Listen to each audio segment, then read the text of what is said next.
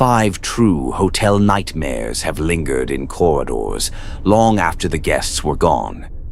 Before we begin, tell me where you are watching from tonight and what time it is where you sit, because the hour matters. Hotels are meant to be places of rest, temporary shelters against the chaos of the world. But history remembers certain buildings not as sanctuaries, but as traps. Walls that listened, hallways that watched, rooms that refused to forget. Tonight, you are not simply listening. You are walking those corridors with them. The mountains of Colorado do not forgive easily.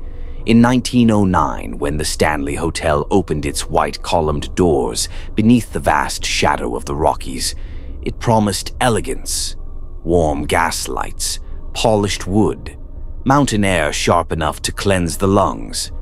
But night in the Rockies is not gentle. By the 1970s, all guests in room 217 began reporting the same occurrence. Footsteps when no one walked, the scent of perfume in the empty air, beds tightened while occupants slept. One winter, a couple, historians documenting early American architecture, decided to remain 3 nights despite warnings. They did not come for ghosts. They came for truth. The first night passed in stillness. The second night, at 2:17 a.m., the hallway outside their room filled with what sounded like children running. Soft laughter, then a knock.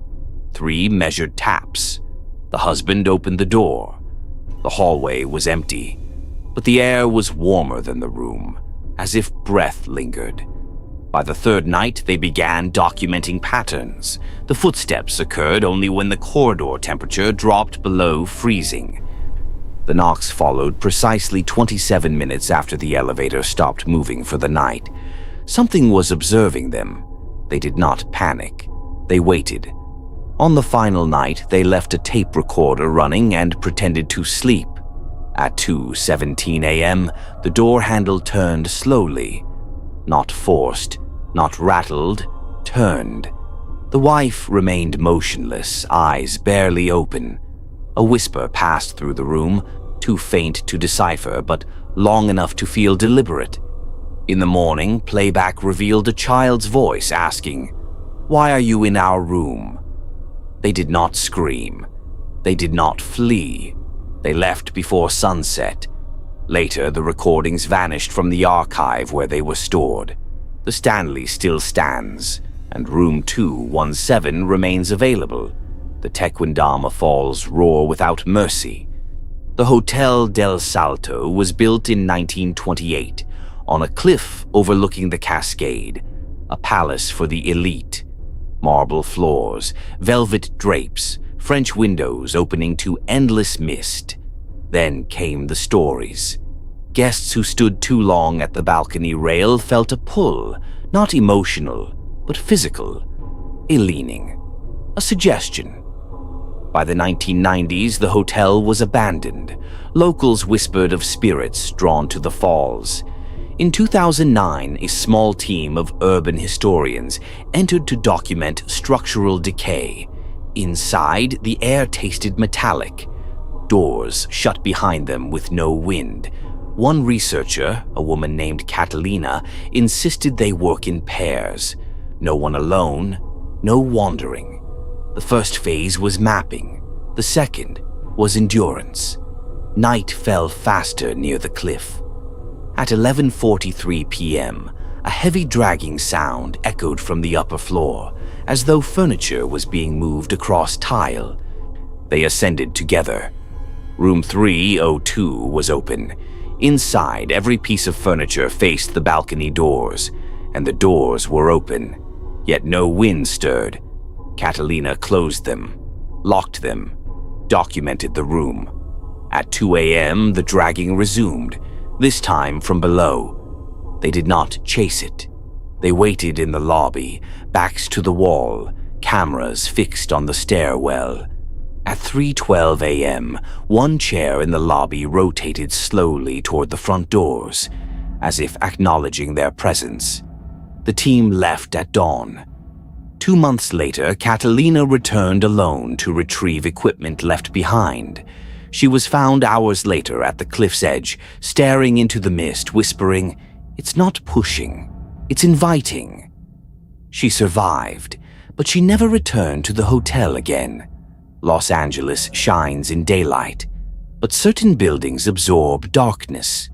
In 2013, guests at the Cecil Hotel complained of discolored water, a metallic taste, pressure inconsistencies.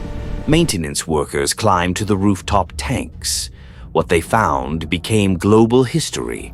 But long before that tragedy, there were whispers.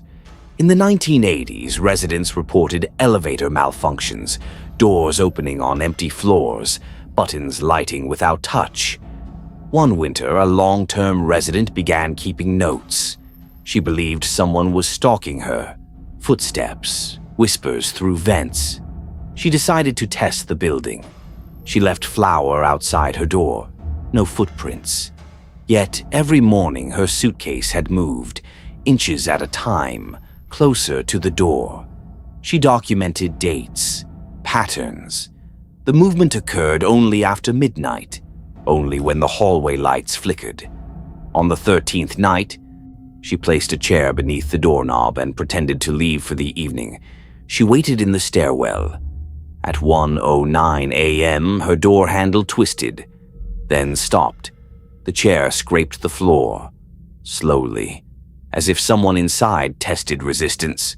She did not confront it. She left the building before sunrise. Years later, when the rooftop tank discovery shocked the world, she said only one sentence. The hotel was never empty. Mackinac Island forbids cars, only horses, wind, water. The Grand Hotel, opened in 1887, carries the elegance of another century.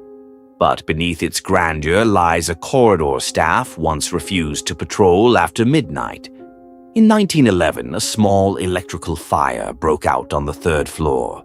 It was extinguished quickly, but witnesses claimed flames traveled against the grain of the wood, as if climbing toward a destination.